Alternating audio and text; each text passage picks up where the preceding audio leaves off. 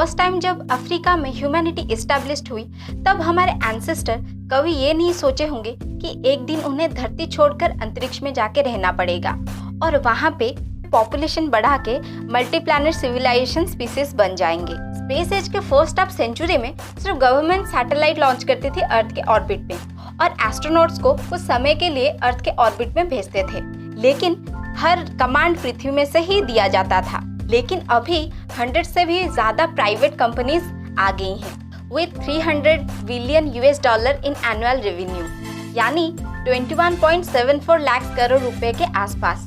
Researcher Chris ने बताया है अपने एक इंटरव्यू में, स्पेस में ह्यूमन फ्यूचर के बारे में अगर हम बात करें तो धरतीवासी अभी स्पेस में इतने एक्टिव नहीं है, लेकिन 30 सालों के बाद इंसान स्पेस में बेस बना के रहना शुरू कर देंगे।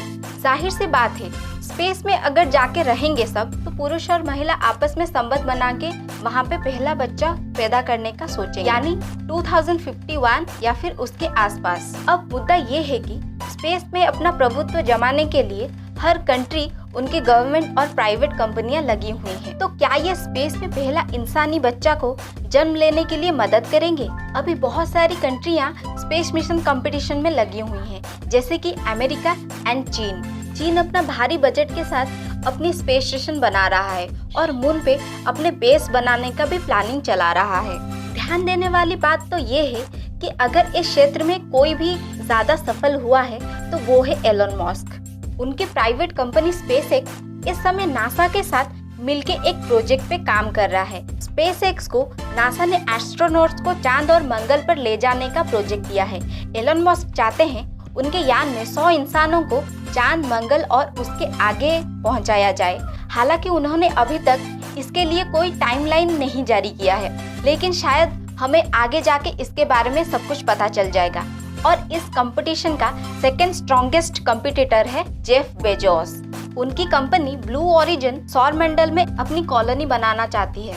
इन दोनों का प्लान तो मुश्किल है, लेकिन ये वर्ल्ड के 2 रिचेस्ट पर्सन हैं, तो इनके लिए कोई भी काम मुश्किल नहीं है। शायद ये इसे पॉसिबल भी करा के दिखा सकते हैं। इस सब के बाद यहाँ सवाल उठता है, हम मंगल पे रहेंगे या फिर चांद पे रहेंगे?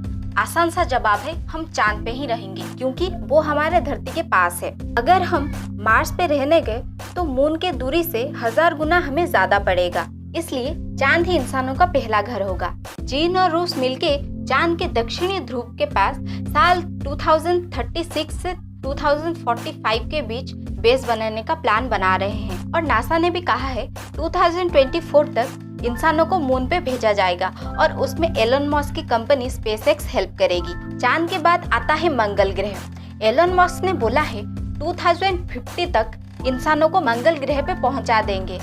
धरती छोड़कर इंसान जब चांद, मंगल और स्पेस में रहने जाएंगे, उनके लिए बड़ा जिम्मेदारी होगा पॉपुलेशन बढ़ाने की।